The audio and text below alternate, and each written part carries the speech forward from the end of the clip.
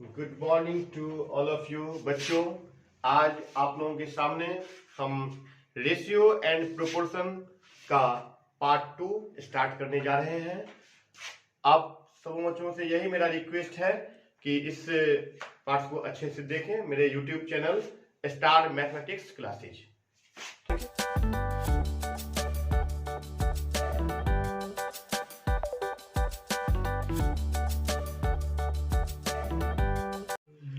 यह proportion 4 numbers A, B, C and D are said to be proportion if A is to B बराबर होगा C is to D के। यहां here A equal to first term, B equal to second term, C equal to third term, D equal to fourth term. बच्चों इसका मतलब यह हुआ कि फर्स्ट दो टर्म का value A is to B का वैल्यू और लास्ट के दो टर्म के बराबर हो जाएगा तो हम कहेंगे कि वह नंबर प्रोपोर्शन में है। ठीक है, इसमें नो डाउट। सिमिलर इसी तरह से एक दूसरा पॉइंट आता है कि if three numbers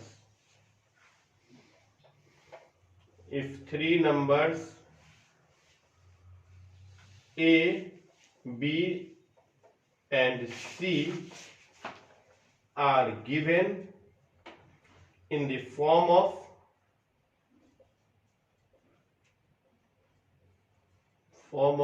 A is to B is to C, then A, B and C are said to be continued proportion।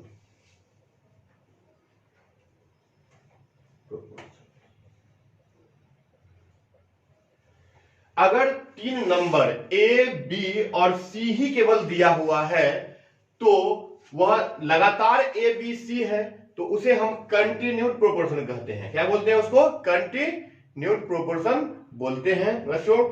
अब आप इस पर बेस कुछ क्वेश्चन ले लीजिए तब आपको ज्यादा समझ में आएगा। प्रोपोर्शन का यह बहुत ही अच्छा क्वेश्चन है।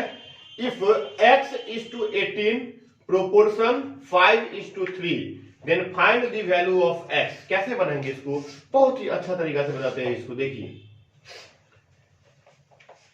x is to 18 proportion 5 is to 3।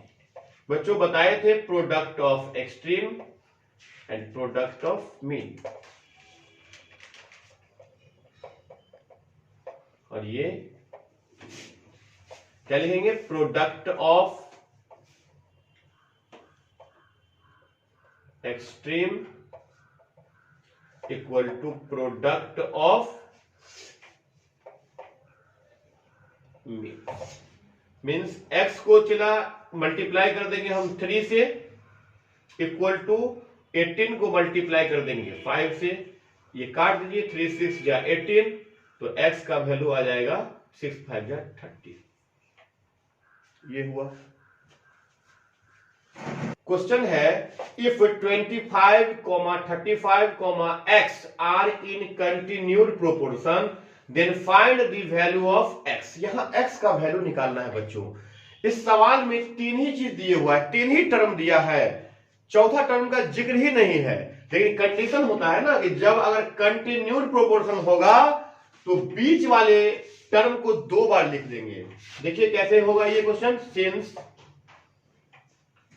25, 35, x are in continued proportion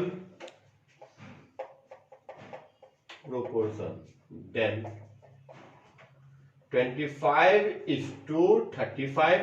हम बताए हैं कि जब कंटिन्यूड प्रोपोर्शन में रहेगा तो बीच वाले को दो बार लिखेंगे।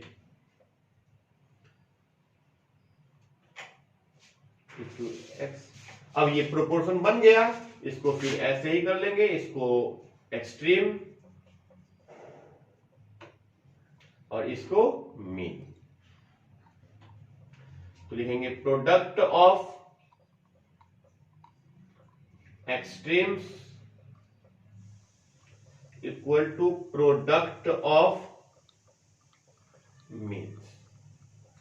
मतलब 25 को x से मल्टीप्लाई करेंगे इक्वल टू 35 को 35 से कर देंगे।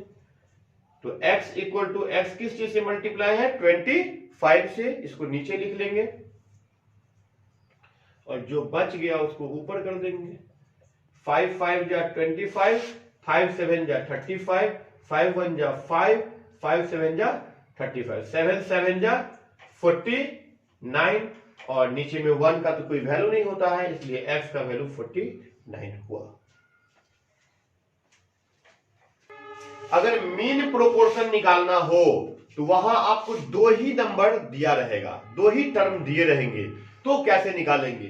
तो लिखेंगे mean proportion equal to mean proportion equal to जो दो नंबर दिया रहेगा वो ए हुआ पहला और दूसरा बी होगा, इसका स्क्वायर रूट निकाल देंगे, वही इसका आंसर हो जाएगा मीन प्रोपोर्शन का।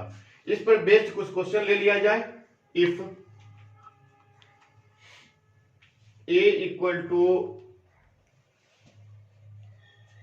5 and b equal to 16, then find mean proportion।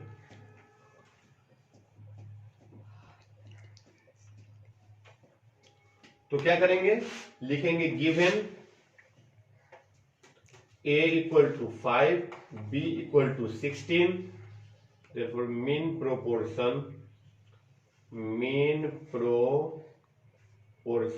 Equal to a b होता है रूट में, तो 5 इंटू 16 कर देंगे, ये हो जाएगा 16 5 जा 80, इसको तोड़ देंगे, जो होगा वैल्यू वह आंसर हो जाएगा। आप तोड़ सकते हैं इसको 80 को, 240 जा 220 जा 210 जा 25 जा, इसका पेयर हो गया, इसका पेयर हो गया, मतलब 4√5 इस सवाल का आंसर होगा मीन प्रोपोर्शन।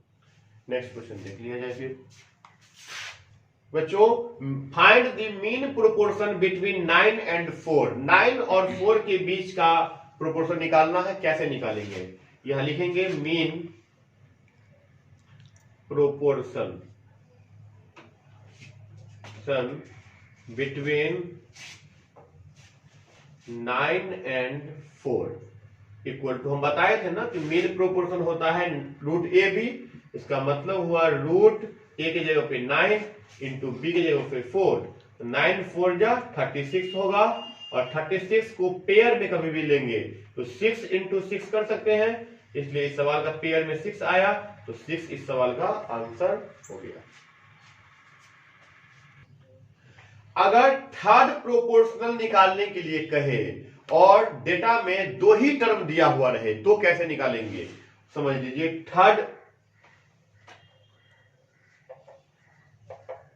तो b square by a direct होता है, बी स्क्वायर बाय ए, यही थर्ड प्रोपोर्शनल का फॉर्मूला होता है।